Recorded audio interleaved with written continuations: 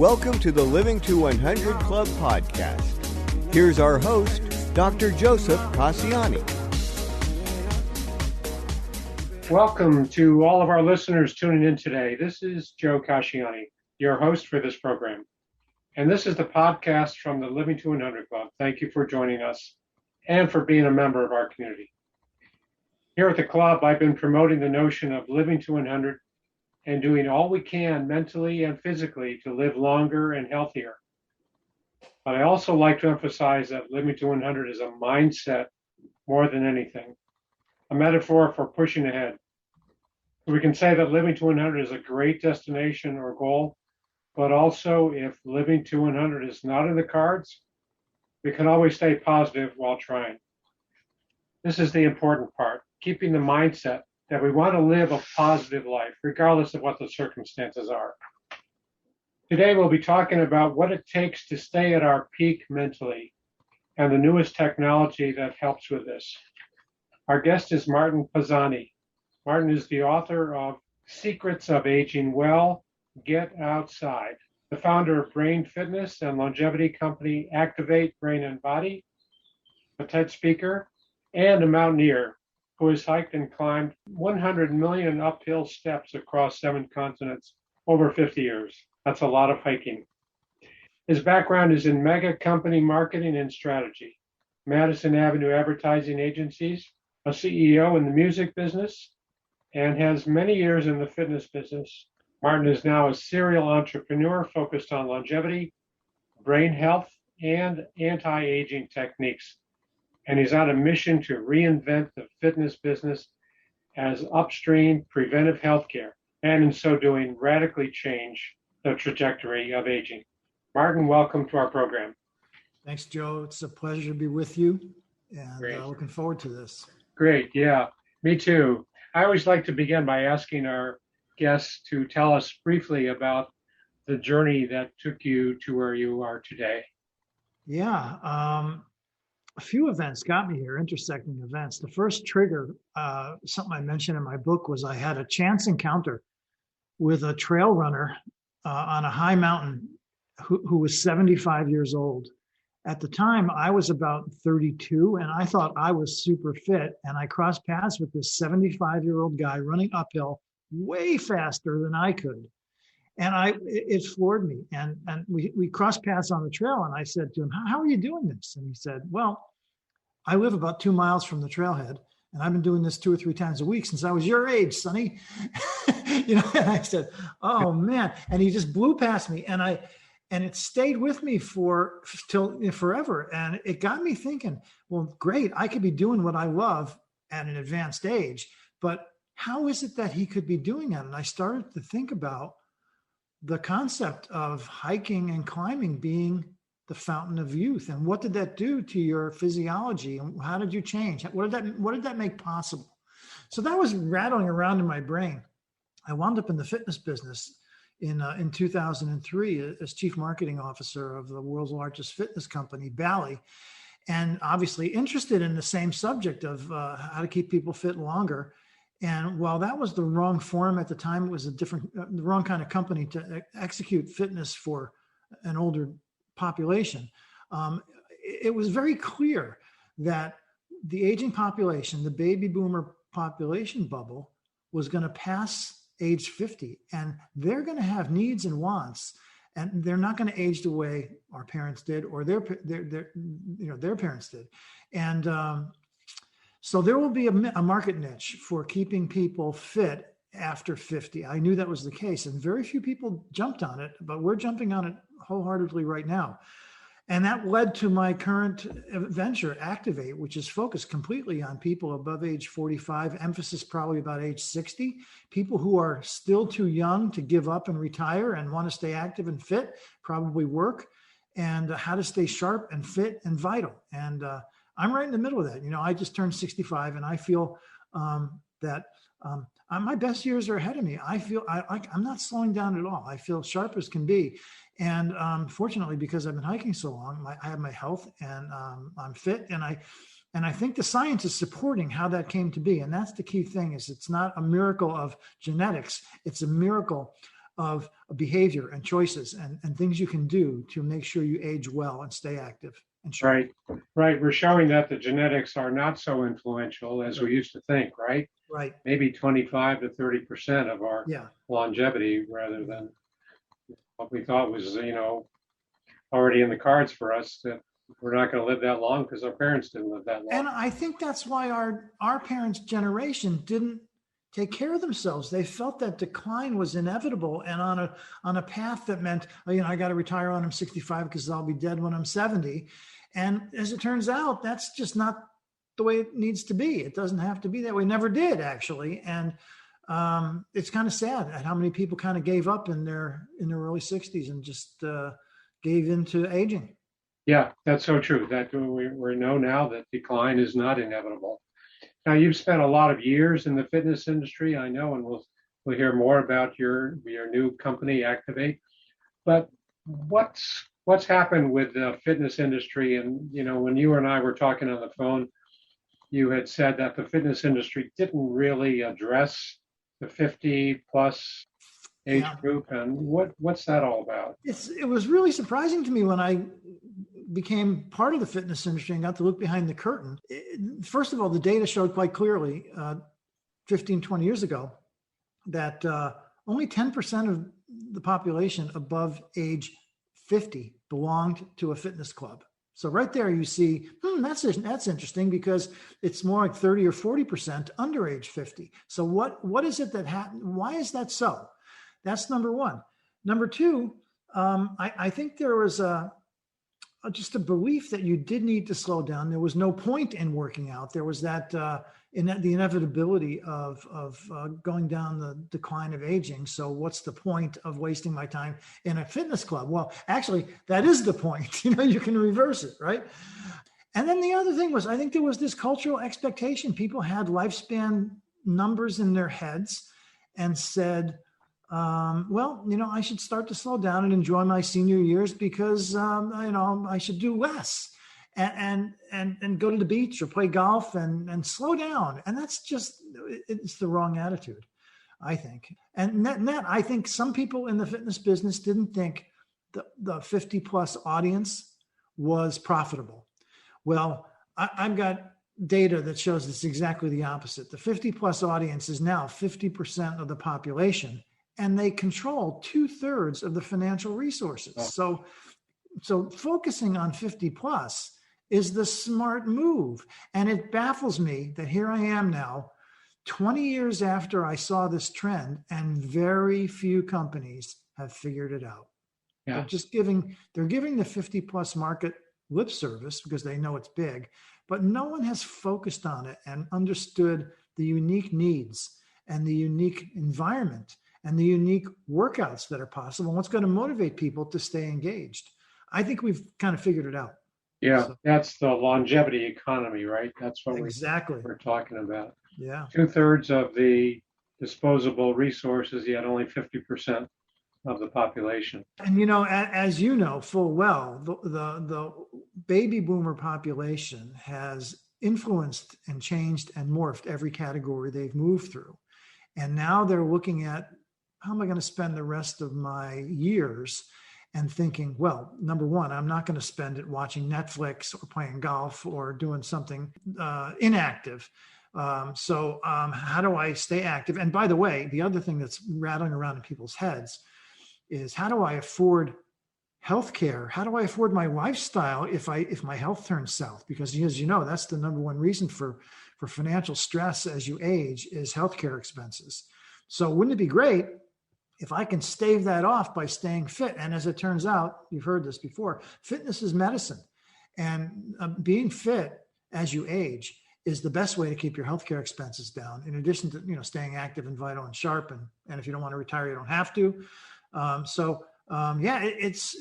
It's almost a perfect storm for us to kind of focus on this market.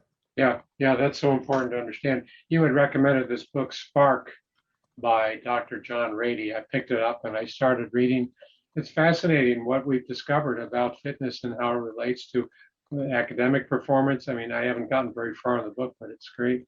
It is. I think it's landmark. And, the funny thing is, all my partners, we have 10 partners have come together to create this company, Activate Brain and Body. The moment they read that book, they all got on the bandwagon and instantly said, "Oh yeah, we're doing something. We are going down this path." Yeah. And it's been very influential for us. Yeah. Well, I know we'll touch on that more, but you're really close to a lot of the technology and brain fitness and a lot of new products. Can you share with us some of those products that are out there, and are they available to the consumer? There's some great products. Most of them are not consumer ready just yet. They're found in rehab centers and neuroscience centers. Some of them are starting to create consumer versions, but this is not there yet. Although there are some very accessible technologies that are capable of reversing the way you age and giving you cognitive stimulation. And before we talk about the tech, I've got to tell you, all this tech is based on discoveries in neuroscience that even 10 years ago were considered far out. But you know how when we were growing up, we were always told you're born with a finite number of brain cells, and all you can do by drinking or boxing or is lose brain cells. Sure. Well, as it turns out, that is just not accurate. Neuroscience has shown that you can build brain cells. It's a natural process. At any age, your body builds brain cells. The key thing is giving your body something to do with those newly triggered cells. And so it requires stimulus. It requires exercise and cognitive stimulation to make use of those new neurons. There's a hormone that's created when you work out. If you get your heart rate up to about 2/3 of max, your body starts to create a hormone called BDNF, brain-derived neurotropic factor. That is the building block for a healthier brain. It creates new brain cells. And when you then do some of the new technologies or work out in a particular way, you give those brain cells a place to go and to create new neural pathways. New neural pathways are basically the building blocks of a stronger, more fortified, more reinforced brain that can resist aging. So it's some really cool science that has now become mainstream. Not enough people know about it, but that's what all this new stuff is capitalizing on, is the ability of the brain to rearrange itself using these new cells. It's called neuroplasticity. The brain is plastic, and you can train it and retrain it and build new pathways. It's called cognitive reserve. When you build more neural pathways, that gives your brain a little bit of extra energy. It's like physical reserve. You got extra strength, well, you got extra brain power through cognitive reserve. So we're creating this additional reserve. Is this neurogenesis? Yes, neurogenesis is the term for building new brain cells. Neuroplasticity is how those brain cells get rearranged. And interact, okay. And into neural networks. Neural networks is what creates the pathway that your brain uses to control your body. Like, it's funny, as the more I researched this, it was just fascinating to me. Remember, another one of those myths was the concept in sports of muscle memory. Sure. We used to be told, hitting a curveball or serving a tennis ball or your golf swing, that's muscle memory. Well, no, it's not. Your muscles don't have any memory. They're controlled by your brain. So really what's happening is when you perfect your golf swing or you perfect a tennis serve or any complex motion, you're building neural networks. And those neural networks, the more you practice, the more you rehearse, they get stronger. But also, that's how you get on automatic pilot. Like shooting a foul shot. You just keep shooting and practice from the foul line. Soon it becomes automatic. That's because the neural networks that control all your muscles and your eyes and how much effort you give things, that's a neural network that helps create a denser, more resilient brain. Okay, that's great to know. I never bought the mental muscle memory. I never bought that. Yeah. Myself. So I'm glad you confirmed that. So neurogenesis is what we're learning more about, and the BDNF is it a protein that gets built up with? Yeah. I guess technically it is a protein. Yeah. Okay. And it's the building block for new neurons. Okay. And as you're talking about fitness and staying physically active, we touched on the subject of dual tasking, and Right. I mean, it's not multitasking. That's got another connotation. But what is dual tasking, and what's your thinking there? It's a great thing. It's actually related to multitasking. Multitasking, the negative connotations, when you start to do too many things, you can't do anything right. You're just distracted. Dual tasking means stressing yourself to do two things at once, to load both your physical system and your cognitive system at the same time. And you brought up what technology is out there. Some of this new technology, that's what it does. It creates the circumstances for dual tasking. There's a thing called the cyber cycle that you ride and follow instructions and think at the same time. There's a device called the Smart Fit board, and there's other products from various companies that put a dual load on brain and body. So at a very basic level, dual tasking means getting your heart rate up to maybe 66%, because that's where BDNF starts, and then challenging it to think or follow complicated routines or instructions. So the technology that's developing does that, but it doesn't even require technology. Let me give you a couple of really good examples. Right. One, dancing. Dancing let's say ballroom dancing, not modern dancing. Ballroom dancing requires you to memorize complex patterns of motion, think them through, follow rhythm, listen to the music, move your body. It gets your heart rate up. Dancing is a wonderful entry-level dual tasking activity that does build brain health. It relaxes you too, and it's fun, and that's good. It de-stresses you. That's also a part of brain health, is getting the cortisol out of your system through exercise and not stressing yourself. So dancing is really good. But what's more near and dear to my heart, and that's really the basis of my book, I think hiking is the best dual tasking activity there is. And the reason for that is, let me compare it to like a treadmill. When you're on a treadmill in a gym, you're getting your heart rate up, and that's a good thing, much better than most activities. But you're not thinking. Every step is predictable, right? You kind of can go on automatic pilot, listen to music, watch television, on the treadmill, and so you're really not using your brain much. And most steps you take during the course of the day, through your house, through your office, predictable. You're not worried about falling. So when you get yourself into a natural environment where hiking comes into play, and you put it uphill and you get on uneven terrain, and you put a little bit of risk in, like maybe tripping and falling over a cliff, your brain, every step, has to recalculate, how am I going to keep moving forward and upward without tripping, falling, slipping? Where am I going to put my foot because the steps are uneven? You're doing thousands of micro calculations that you're unconscious. You're not even aware of most of the time, but that is causing cognitive stimulation. It's great dual tasking. And I really started to believe in this firmly when I wrote the book. I interviewed over 100 people who were hikers above age 60. And every single one of them was sharp as a tack. I'm telling you, they were, and they didn't even understand the neurology of it, the neurogenesis part. But they knew somehow that hiking was making them young and sharp and physically fit. And that's because it's dual tasking. It requires you to think while you're active. And there's a lot of ways of doing it. And so there you go. It's physiology. It's stuff that's been right in front of us forever. Sure. And whatever taxes the body and taxes the brain at the same time is considered this ideal dual tasking. At a very basic level, when we started doing trial programs, we started figuring out things like, all right, well, if you're doing jump rope and rehearsing and reciting the alphabet backwards, that's dual tasking. Sure. It is, because you have to think about it. So you're giving your brain something to do. I almost think that's kind of funny. One of the greatest things you can do to have a really cognitively powerful brain is learn a second language or play the piano. Both of those create incredible density in your neural networks, because they're basically, if you speak 3 languages, you have to have all those neural pathways in your head. If you play the piano, just think of how, or more than one instrument, think of how complicated the motions and the memory and the thinking has to be.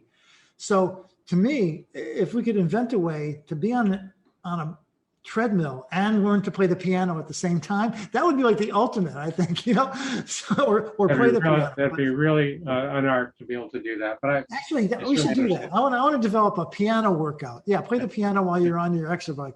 Yeah.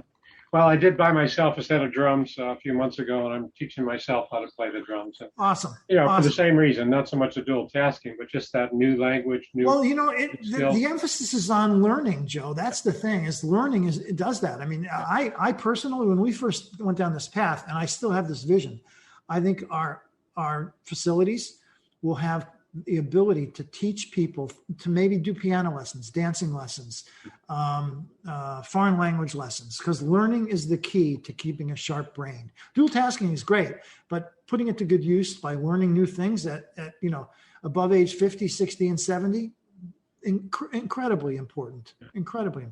Yeah. Let me ask you about the long-term benefits and how does it affect our cognitive efficiency, and does it postpone decline that would come with dementia that's the thought. Listen, as you know, aging, you can't reverse aging. It's unstoppable, right? We're going to age. But what we can do is we can resist the decline. We can, what we like to say is we're changing the trajectory of aging. And there's a norm of how your brain and body slow down as you age. But you can exceed that norm, both physically and cognitively, through exercise and cognitive stimulation. So we're sure the science is going to show 10, 15 years from now that this is a completely valid and 100% guaranteed way of resisting the decline of aging. Look, you're starting to see case studies pop up everywhere. I don't know if you noticed it or not, but there was a guy who was 85 years old just about a month ago, hiked rim to rim on the Grand Canyon, which is a grueling hike. Up and down 10,000 vertical feet. He did it in like 20 hours. Imagine an 85-year-old guy being physically active for 20 hours. That's doable now. I believe it's 80. An 80-year-old guy got to the top of Mount Everest recently. That was considered. You couldn't even get near the mountain a generation ago. If you were age 50, they thought you would die. Yeah. So if you push it, I think you can. I believe, and I'm trying to live that for myself. I'm still climbing and hiking, and I have big plans for more mountains and other activities. And I'm trying to push it as hard as I can to resist that decline, and to not worry about age. That's just a kind of a number. To me, it's how you feel about things, how you feel about aging, what's in your head. Do you feel young? Do you feel active? Are you still sharp? And you can do that with exercise and cognitive stimulation. Yeah, no, I agree 100%. Age is just a number. It's how we feel and what our outlook is and what our attitude is and how we handle little setbacks that come along, big setbacks, how we manage and cope with them. So let's talk about your new program, Activate, Brain and Body. You have a new fitness center that's you have it opening this summer in August, I think you said? It's actually, we've postponed it a little bit. We're actually a year and a half behind schedule due to COVID. But it's looking like late fall, early fall, maybe. Okay. We're not sure. We're kind of thinking November 1st.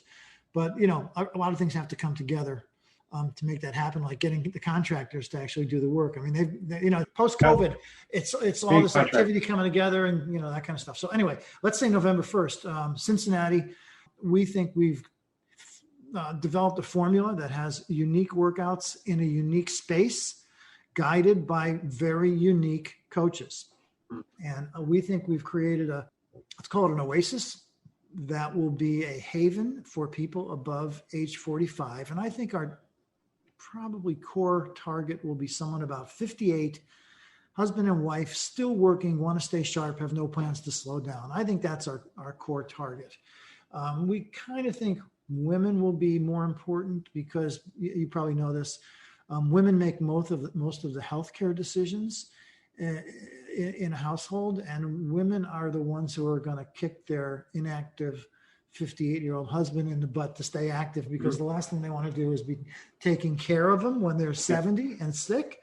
So staying active as a couple, I think, is going to be important. I think we're going to have those people will populate our membership base. But we're very excited about this. This has been strange. It's, you talk about overnight success. This has been 10 years in the making. Mm-hmm. We first had this idea 15 years ago, and some of my team has been around for some of that whole time. Wow. But we've put together a really remarkable team of people who understand both exercise, brain health, customer experience, coaching, motivation, really remarkable team. And so our first location, Cincinnati, but we intend to scale very fast and go to some of the places where you see density of an older population, Florida, Arizona, places like that. And so we're very excited. We're testing this out, and, if it all goes the way we hope it'll go, we'll be scaling it very fast. Yeah, well, that's great. So it'll be a combination of physical and cognitive activities, or the dual tasking? Yeah, I mean, that's the trick. We've actually turned this concept of dual tasking into a number of workouts, one of which we call the cognitive circuit, which is a 30-minute high intensity workout that works brain and body. And our trial programs have shown remarkable physiological and psychological measures improvement. People just feel better when they're fit, but when they're being stimulated and coached and measured, and you can see improvement in all the measures, not just physical measures, but things like reaction time, executive function, the things that measure cognitive fitness are improving. And as we get more experienced and measure more people, we think the data is going to be valuable in showing what works best and what doesn't. So, in addition to being a brain health company, I think we're doing some very important research on the interaction of cognitive stimulation and physical stimulation and its impact on physiology and the things we know how to measure. You have an opportunity for some great research, great outcomes research there. Yeah, and we've started down that path. We've got a number of universities interested. Miami University in Ohio is in business with us now. We're going to start doing research there, creating a kind of an adjunct test program on the campus, and I expect we'll have many more contacts in academia here, because I don't think anybody is doing what we're doing.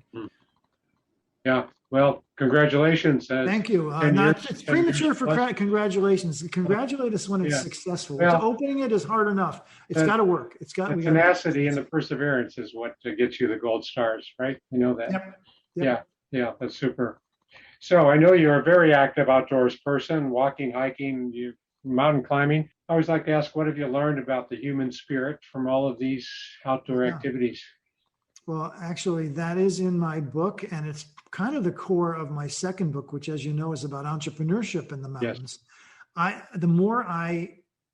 As I aged and as I became more of a mountaineer and climber and hiker and got around, I realized that what was making me more entrepreneurial. It was the lessons I learned in the mountains. And those are things like, you just said the magic word, persistence. If there's something you learn in the mountains, you learn that nature is much bigger than you, and you're the one in control of the outcome. So you have to be fit enough and smart enough to survive out there, and it doesn't always go your way.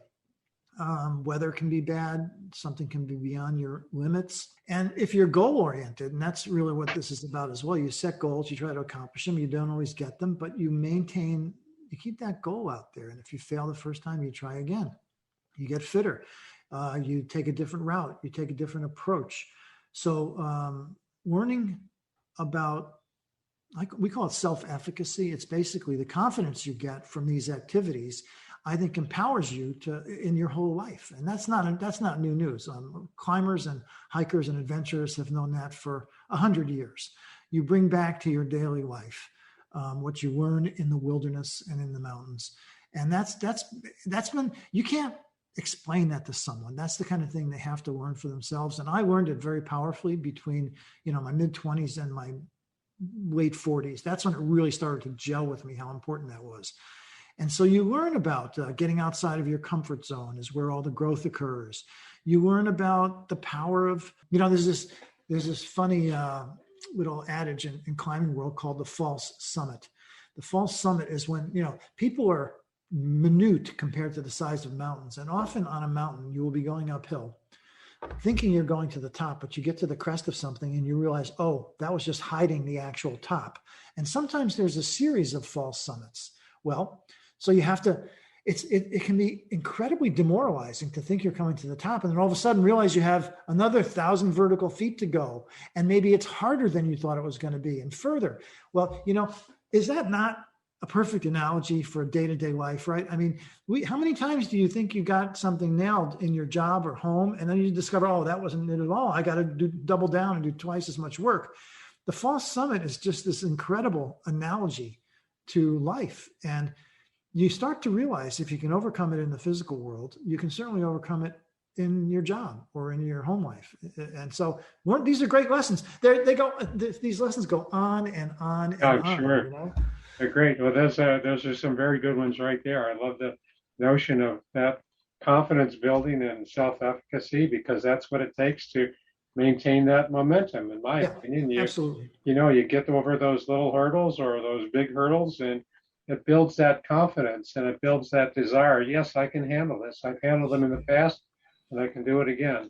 So, yeah, I mean, there's so many lessons and metaphors from hiking. I could see that. Yeah, handling disappointments and setbacks and exactly all summit. I mean, that's so relevant. Yeah, good stuff. That was just the kind of answer I was looking for to that question. Well, the other factor, I like to talk about this. I've been doing so many webinars and talks on this. Risk is another thing. In entrepreneurship, it's all about risk. There's the old the adage, the myth of Sisyphus, where you're pushing the rock uphill, right? Well, in entrepreneur world, if you stop pushing the rock, it goes all the way back down to the bottom. In corporate world, if you get tired, there's other people to help you push that rock, right? There's big teams of people, there's vast resources, but having the ability to not only keep the rock moving uphill, but to accept the risk of entrepreneurship, I think it grew in me. Because I was a corporate guy for 30 years, from right out of school till I was about 50. I was in big corporations. I really always felt entrepreneurial, but I didn't have the guts to go out on my own until I was 51. And I got that through the acceptance of risk. You learn, usually in entrepreneurship, you're not going to get killed, but in the mountains, taking risk puts you sometimes in a near-death situation where the possibility of killing yourself is there. So by accepting that kind of risk in my avocation of climbing, I began to think whatever could happen to me in the business world wasn't really the same kind of risk, and therefore I wasn't scared of it. And so I became more entrepreneurial, willing to accept the risks of entrepreneurship. Yeah, making more calculated risks, as they say. Closely measured risks, and to really understand that. That's good. So your first book, The Secrets of Aging Well, Get Outside, the overall tenet is stay active, right? Yeah, and it's kind of funny. I've made it my mission. I mean, and it's very synergistic with yours. The subtitle of the book, it says, "Be healthier, recharge your brain, prevent burnout, find more joy, and maybe live to be 100." Because I think it's within our grasp if we take care of ourselves, and it's within our grasp to be 100 without cognitive decline. And that who knows how many years we have, but I'm planning on doing what I can to make the most of what I get, and to take care of it in a way that that I can have a high quality of life in my later years. Keep pushing, keep climbing. Keep pushing. And you know what? I also think, within my book, I talk about retirement. I also think retirement is a mistake in your 60s. I think it's too young. I wouldn't have any trouble if retirement age became 75. I think retiring is what triggers you to slow down. First of all, you stop thinking, you stop doing anything that involves risk and interaction. You lose contact with a lot of people if you retire, but also the feeling of being productive and having a goal. I think once that goes away, I think that impacts how much you move.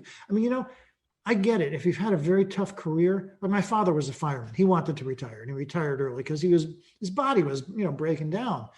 But what I would have counseled him to do 30 years ago is to have a different career, get out of that grueling area and do something different, be a consultant or something. I think we can reinvent ourselves, and we should reinvent ourselves if you've had a very tough career, but I'm not a fan of retiring, and I have no immediate plans to retire. I hope I can work until I'm in my 80s. Yeah, I think that's so important, Martin. I agree. Retiring and not doing anything. The whole notion of staying engaged, and Twyla Tharp calls it nonstop engagement, and she's still teaching dance in her 70s and 80s.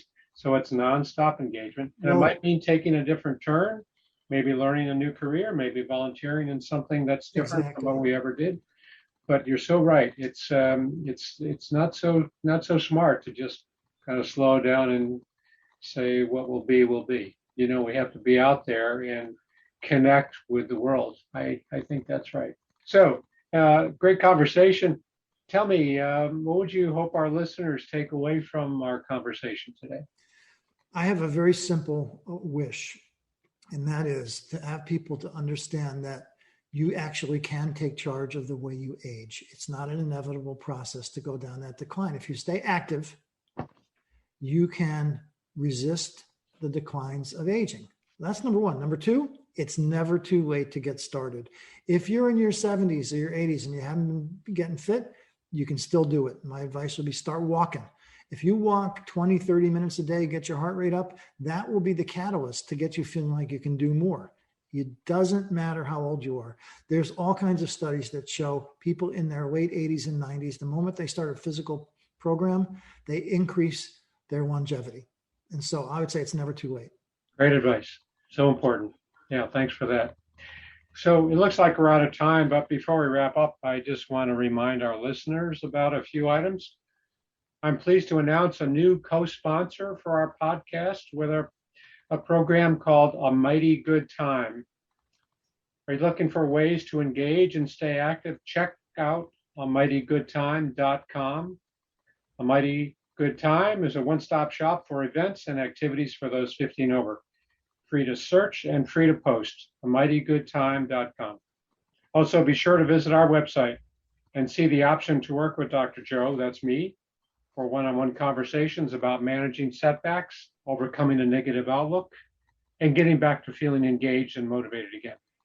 Visit the Work with Dr. Joe page on our website and see the two options available. You can also pick up a copy of my book on Amazon, Living Longer is the New Normal. I think that whatever age we're at, inspiration and a positive mindset can be put to good use. That's my message in the book, and something that our guest today has affirmed, I'm sure. So be sure to sign up for our email lists for announcements and newsletters on our website.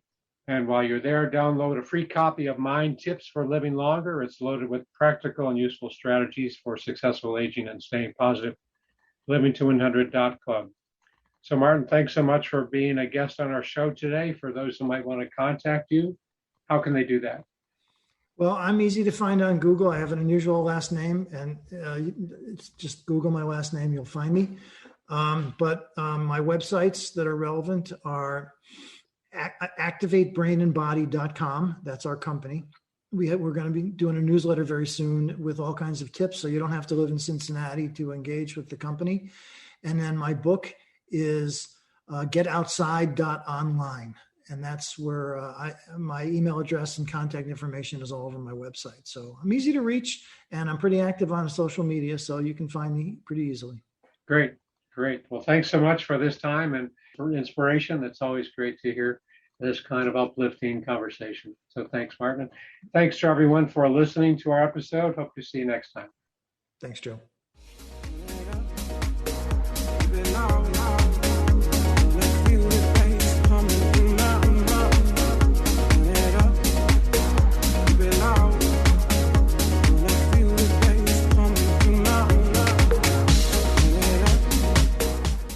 It's time to rethink, renew, and reimagine retirement. Hey everybody, Jared Sylvester here, host of Retire Repurposed.